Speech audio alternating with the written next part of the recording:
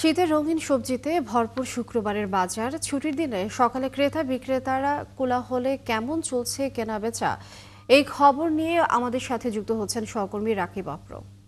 আর রাকিব, আপনি যেখানে আছেন, আজকের বাজারে জিনিসপত্রের সরবরাহ এবং দাম কেমন দেখছেন সেখানকার? বেশ কিছুদিন ধরেই তো পেঁয়াজ সহ কিছু পণ্যে দাম ওঠানামা করছে। আজকের কি অবস্থা সব মিলিয়ে জানাবেন।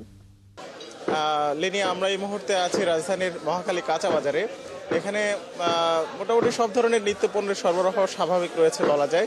এর মধ্যে দামের কথা যদি আমরা বলি, সবচেয়ে কম দামে মিলছে এখন এই ফার্মের ডিম। প্রতি ডজন 110 থেকে 120 টাকার মধ্যে বিক্রি হচ্ছে এবং ব্রয়লার মুরগির দামও অনেকটা কম, 160 টাকায় দরে প্রতি কেজি বিক্রি হচ্ছে।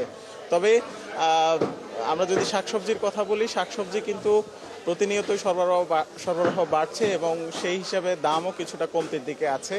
এখন বাজারে সবচেয়ে যেটা অস্বস্তিদায়ক হয়ে দাঁড়িয়েছে গত 3-4 দিনে, সেটি হচ্ছে যে পেঁয়াজের দাম। পেঁয়াজের দাম আমদানির অনুমতি দেওয়ার পরও আসলে কিন্তু দাম এখনো সেই উচ্চ পর্যায়ে রয়ে গেছে। পুরনো পেঁয়াজ এই বাজারে আমরা দেখতে পাচ্ছি যে 150 টাকা প্রতি কেজি বিক্রি হচ্ছে এবং নতুন কিছু মুড়ি কাটা পেঁয়াজ উঠেছে বাজারে, সেগুলো বিক্রি হচ্ছে প্রতি কেজি 110 থেকে 120 টাকা দরে।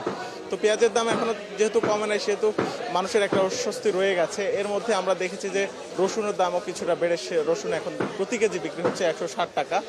আর আপনি আরেকটা বিষয় জানেন যে গত 3-4 দিন আগে ভোজ্য তেলের দাম সমন্বয় করা হয় আন্তর্জাতিক বাজার দরের সাথে।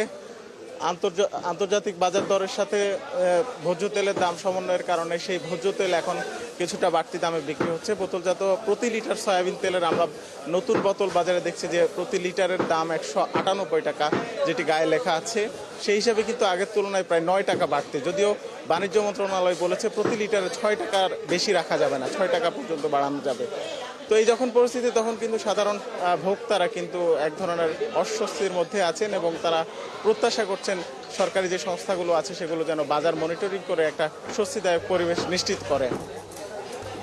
রাকিব, অনেক ধন্যবাদ আমাদের সাথে যুক্ত হবার জন্য। দর্শক, মহাখালীর কাঁচা বাজার থেকে যুক্ত ছিলেন সহকর্মী রাকিব আপ্রো। তিনি জানাচ্ছিলেন বাজার পরিস্থিতির খবরাখবর।